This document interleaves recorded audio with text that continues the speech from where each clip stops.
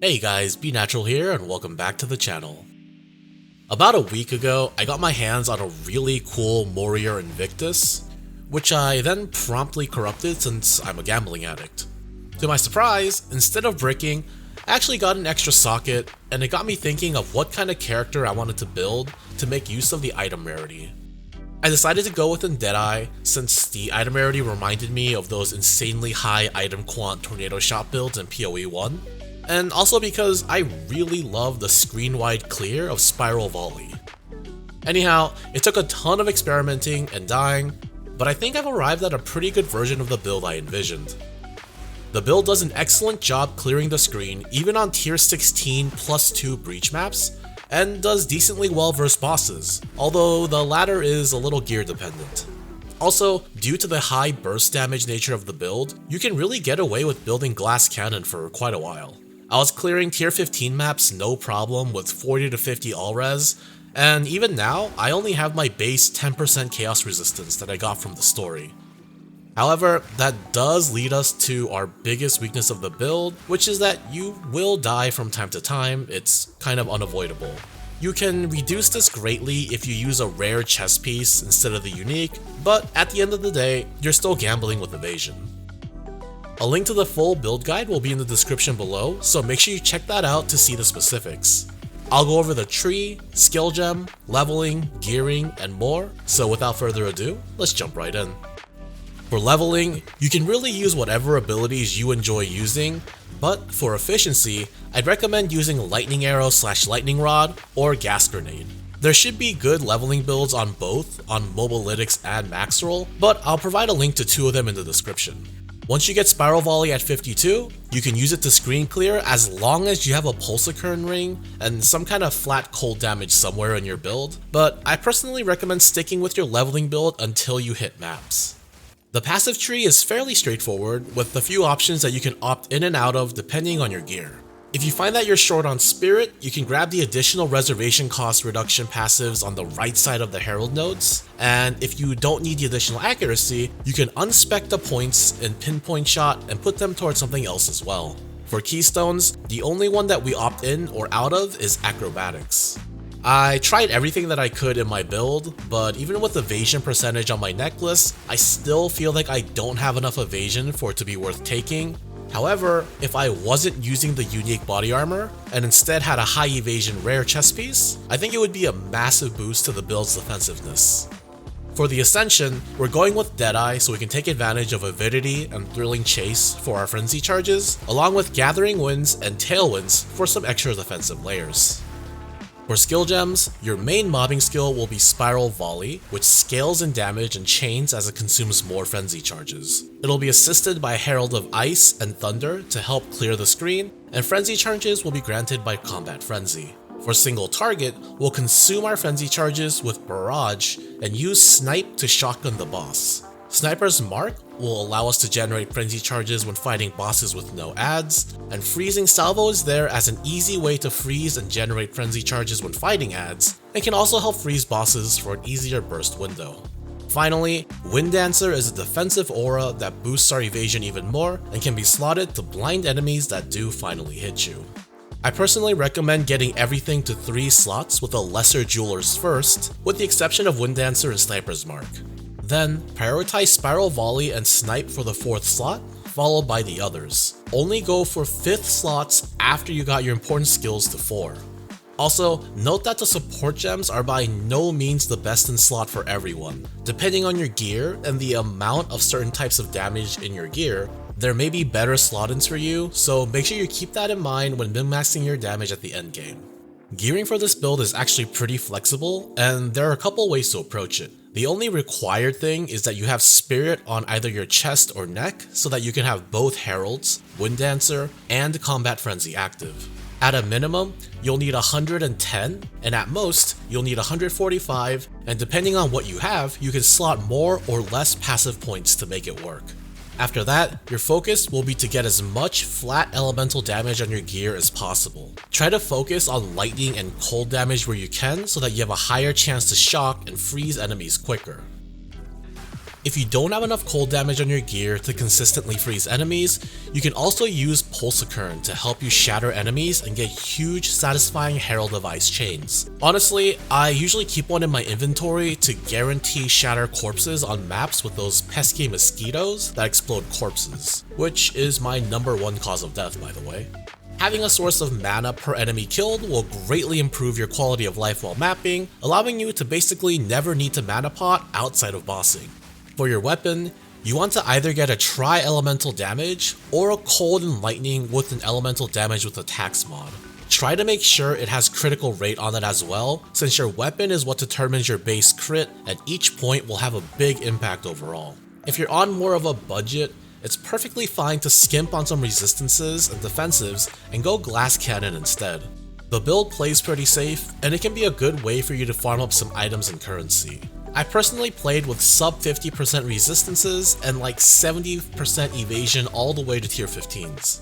The most annoying part of the build for me was getting the required attribute points. You're gonna need to get some intellect and or dex on your gear so you can redistribute your passives for Herald of Ice. I recommend getting something with a high plus to all attributes to help alleviate the issue. Once you've reached the point where you want to min-max your gear, aim to get 30% movement speed on your boots, life on every piece to help prevent one-shots, and cold and lightning flat damage on your bow, quiver, gloves, and rings. If you're going for item rarity like me, remember that it comes as both a prefix and a suffix, so itemize your prefix slots as you see fit for your build. The Frenzy Charge generation of the build comes mostly from Combat Frenzy, and against bosses will be supplemented by Sniper's Mark. Combat Frenzy grants us a charge every X seconds when we electrocute, freeze, or pin an enemy. In our build, it'll generally be freeze that grants us the charge, although we do occasionally electrocute enemies with Herald of Thunder. In order for us to freeze enemies, it's imperative that we have a decent amount of flat cold damage in our build from our weapon, quiver, gloves, and rings. The more the better. Against bosses, we just have to use Sniper's Mark and crit the boss to generate a charge. And since we have the Avidity Ascendancy point, every time we generate a charge, we have a chance to generate all of our charges. The gameplay is pretty simple for the build. Upon entering a map, wait a few seconds to get some freezing salvo charges, then use it against the first mob you see in order to gain frenzy charges. After that, you're free to spiral volley everything you see. Once you're geared enough, your spiral volley will kill most things even without charges, but until then, make sure you only use it every 2 seconds-ish depending on the level of your combat frenzy, so that each use of it will generate you frenzy charges. Against bosses, make sure that you have frenzy charges, then use barrage and snipe them after they use an attack. Use Sniper's Mark to generate charges if you need, and rinse and repeat. I'll attach gameplay of me doing a full map at the end of the guide, so stick around till the end if you want to watch it. And that's everything from me. Thanks so much for watching, and if you try this build, make sure to let me know how it feels, as well as any feedback you have for me down in the comments.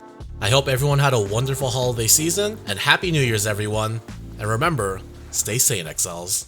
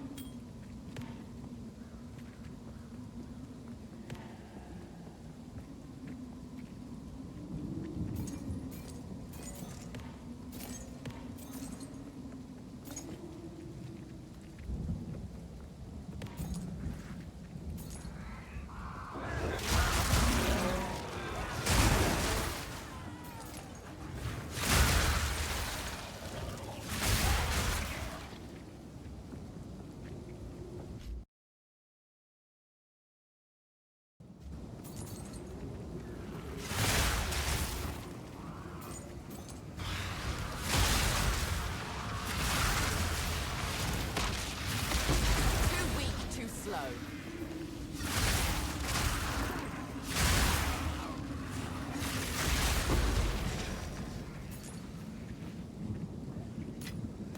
What luck.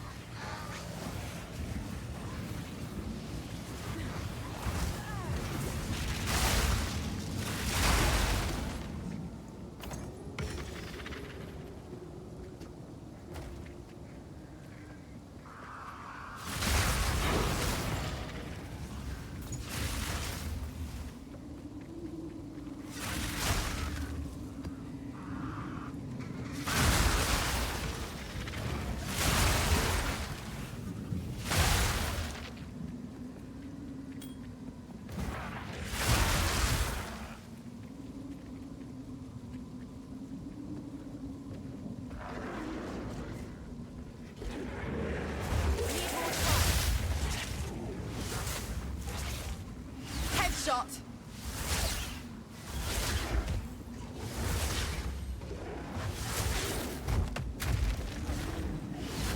No mana. Not ready.